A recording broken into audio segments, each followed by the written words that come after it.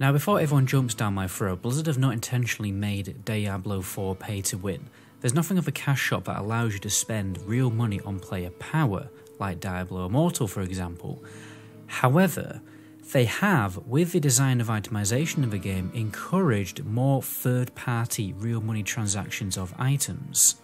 And let me explain how and why this could be a potential problem with Diablo 4 going forward.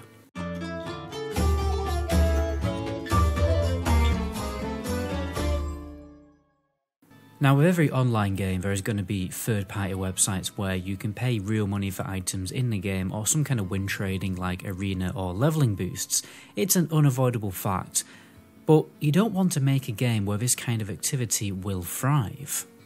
Let's take World of Warcraft for example. You can't just get the best weapon in the game, put it in your bag and sell it for real money to any other player like you would sell a Counter-Strike knife or a weapon skin. And this is because loot is bind on pickup. Once you've picked it up, you can't trade it with anyone, apart from the little 2-hour window to trade it with people in your raid group. But what if I told you that the best loot, and I mean the totally best loot in Diablo 4 is in fact sneakily tradable? You may think that, well, that's just not true because you can't trade legendaries. Well, legendaries technically aren't the best items in the game.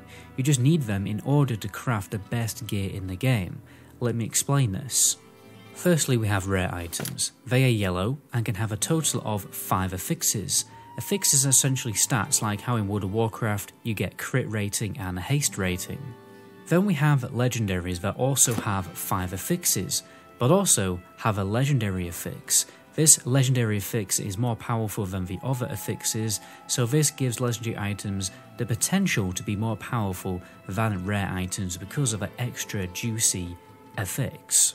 It's like a cherry on the top of the cake. Now legendaries cannot be traded, but rare items can be traded. And now we get onto the problem. The Oculist is a new crafter in the game who can destroy your legendary item but allow you to keep the affix in your codex of power to essentially apply to another legendary or rare item later.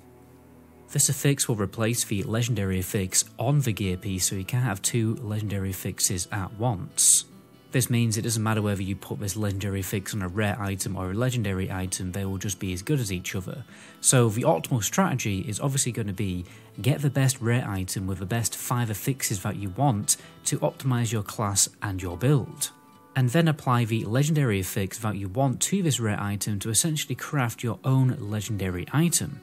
And I'll say for the 3rd time, rare items are in fact tradable. By the way guys, we are actually doing a Diablo 4 beta key giveaway in this video. All you have to do is subscribe to the channel and make sure you leave a comment down below and I'll pick one at random. And I'll also be giving some of the keys away on my Twitch over the weekend, so be sure to follow me on Twitch also. Game item traders, or whatever profession it is called, are probably salviating right now at a potential profit that they can make in Diablo 4 alongside the websites like Tradery. Because imagine if in an MMO like World of Warcraft, you could just trade the best in slot loot that drops from mythic raids. Or in classic WoW, imagine someone just selling best in slot trinkets like Comet's Trail or Flare of the Heavens. Obviously the GDKP scene does allow this to happen, but you actually have to be there to defeat the boss to see the loot, and you can only trade it within 2 hours. Imagine if I could just get the best loot in the game and then trade it with any player in the game for gold or real money whenever I wanted. And this is going to be a reality unless they make any changes in Diablo 4. And it's one of my biggest concerns really, because the game has been designed in a way to encourage third-party transactions.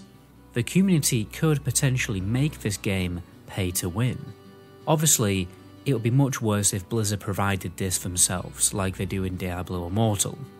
Only a small percentage of the player base will probably engage in third-party transactions, but it will be enough to affect the game for everyone else. Obviously we can't criticise Blizzard for making the game pay to win because we haven't done it quite on the level of Diablo Immortal, but they are somewhat encouraging pay to win through a back door with their game design decisions. I mean, hopefully it's just a little bit of an oversight and there's going to be a change to this. Personally, I think that best in slot gear shouldn't be tradable, and I think if you're going to have loot tradable in a game, it should only be in your group's party for a short period of time, especially only if both players were there when the gear piece dropped. Because obviously if you're playing the game with a friend and a good piece of gear drops for him and not you, you could just trade it. But I really just don't think that you should be able to trade the gear piece with people who were not there. They could also introduce another quality of gear higher than legendary to discourage people from selling in-game gear for real money on third-party websites. You should have to earn the gear in an RPG game. It's what an RPG, funny enough, is all about. It's why I love RPGs so much, the adventure of progressing your character, rather than just being able to get loot through an easier method, or your credit card. That's just my humble opinion anyway. You may like more gear boost systems in your games, but I feel like this just cheapens the progression element of a game. I understand that loot in Diablo games is very random and RNG. I mean, it can be very frustrating having to farm your best in slot fixes on a particular gear piece, and just being able to trade the gear with someone else removes a lot of the frustration that comes with farming gear. I totally understand that, but I just feel like there's better game design decisions to get around that irritating element of the game.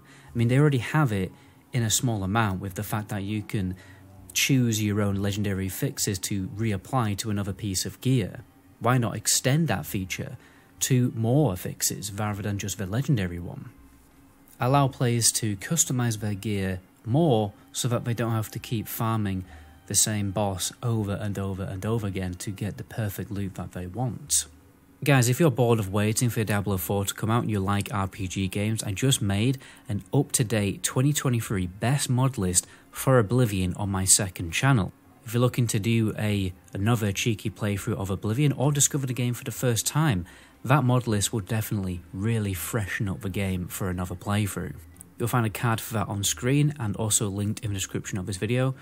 Anyway, until my next video, ciao.